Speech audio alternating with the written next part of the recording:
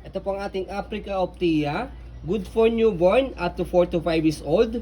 So, premium stroller po ito ni Africa. Means, ito po isa sa mahal na 40K. stroller po ni Africa. Ang brand new price po nito is nasa 40,000.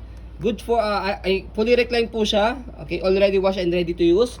Wala po siyang faded, wala po siyang discoloration. High-seated, reversible, and adjustable po yung kanyang handle. Okay? So, ito po yung details po niya one by one. So, ito yung kanyang canopy. Pwede siyang full canopy. Ayan. Lockable po siya sa side niya. Meron siyang lock dito sa gilid. Okay? Angat lang natin kapag i-fold. Pero ito yung kanyang peekaboo. Ayan. Di butones. Ayan. Okay? And then, fold. Ayan. So, ganyan po yung setup niya kapag nakaupo.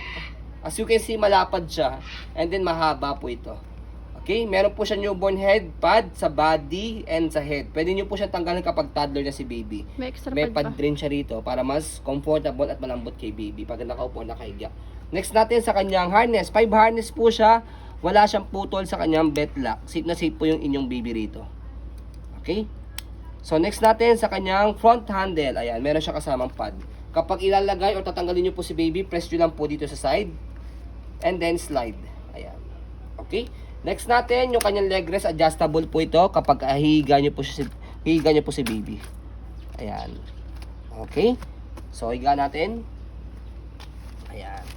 As you can see, malapad siya. Ayan. Okay. Next natin, yung kanyang footrest. Ayan, tapakan ng paa.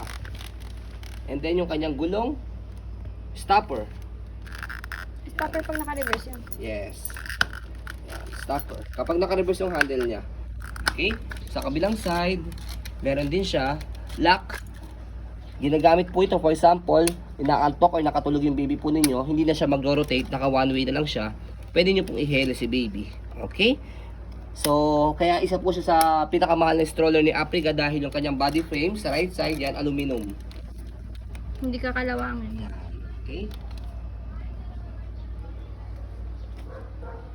And yung kanyang likuran. Stopper niya, tapakan natin. Meron na po siyang shock, harap likod. Yan, okay.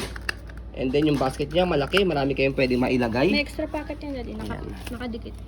Okay. Sa ilalim. Sa likod, ayan, dito po siya ina-adjust kapag gusto niyo po siya ihiga, press niyo po ito.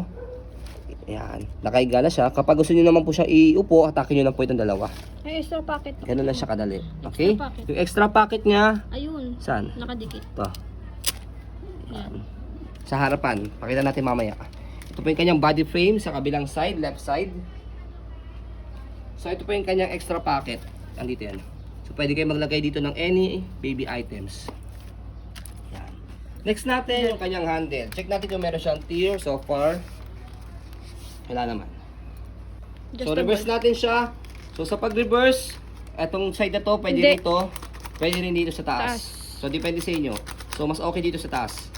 Yan. Hindi ka duduko. And then, shoot nyo lang dito. Ayan. Okay? And then, adjust natin yung kanyang handle. Sa handle niya, adjust lang natin siya. Press lang dito. Ayan. So, depende sa magtutulak. So, ayan siya. So, stroll muna natin to make it sure na wala siyang problem regarding sa kanyang mechanism. So, ayan. Stroll natin. Ayan. Okay?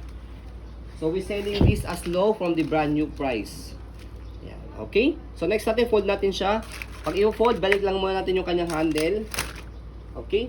And then, fold yung kanyang canopy. Ang weight nito, by the way, mga nasa around 8 kg.